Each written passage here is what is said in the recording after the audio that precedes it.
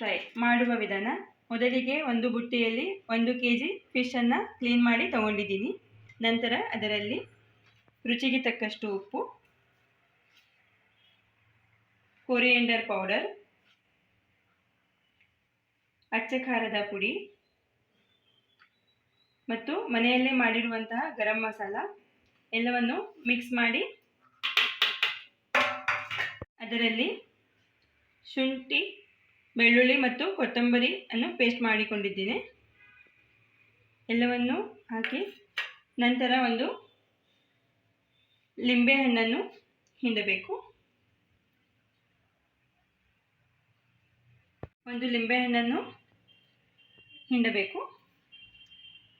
ಈ ಥರ ಲೆಮನ್ ಜ್ಯೂಸನ್ನು ಹಾಕಿ 2 ರಿಂದ 3 ಟೇಬಲ್ ಸ್ಪೂನ್ ಕಾರ್ನ್ಫ್ಲವರ್ ಅನ್ನು ಹಾಕಿಕೊಳ್ಳಬೇಕು.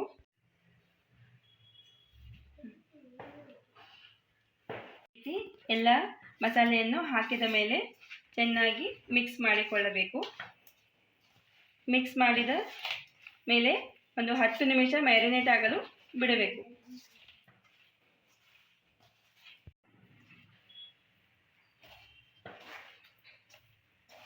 ಫಿಶ್ 10 ನಿಮಿಷ ಮ್ಯಾರಿನೇಟ್ ಆದ ನಂತರ ಒಂದು ಬೌಲ್ನಷ್ಟು ಇಲ್ಲಿ ಗೋಧಿ ಹಿಟ್ಟನ್ನು ತಗೊಂಡಿದ್ದೀನಿ. ಗೋಧಿ ಹಿಟ್ಟು ಎದಕ್ಕಪ್ಪ ಅಂದರೆ ಗೋಧಿ ಹಿಟ್ಟಿನಿಂದ ಫಿಶ್ ತುಂಬ ಕ್ರಿಸ್ಪಿಯಾಗಿ ಮತ್ತು ಟೇಸ್ಟಿ ಆಗುತ್ತದೆ. ನೀವು ಒಂದ್ಸಲ ಟ್ರೈ ಮಾಡಿ.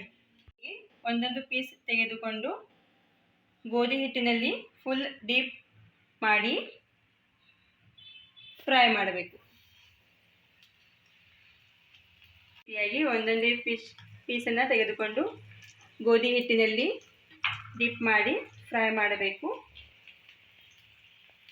ನಮ್ಮ ವಿಡಿಯೋನ ಮೊದಲ ಬಾರಿಗೆ ನೋಡ್ತಾ ಇದ್ದರೆ ನಮ್ಮ ಚಾನಲನ್ನು ನೋಡಿ ಸಬ್ಸ್ಕ್ರೈಬ್ ಮಾಡಿ.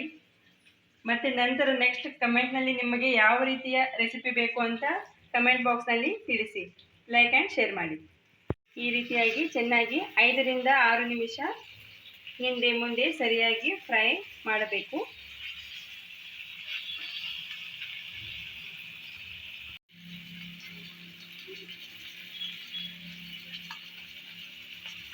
ನೋಡಿ, ಫಿಶ್ ಫ್ರೈ ಚೆನ್ನಾಗಿ ರೆಡಿಯಾಗಿದೆ. ನೀವು ನೋಡ್ತಾ ಇರ್ಬೋದು ಗೋಧಿ ಹಿಟ್ಟಿನಿಂದ ಎಷ್ಟು ಕ್ರಿಸ್ಪಿಯಾಗಿ ಚೆನ್ನಾಗಿ ಕಲರ್ ಸಹಿತ ಬಂದಿದೆ. ನೋಡಿ, ಈಗ ಫಿಶ್ ಫ್ರೈ ಸವಿಯಲು ಸಿದ್ಧ.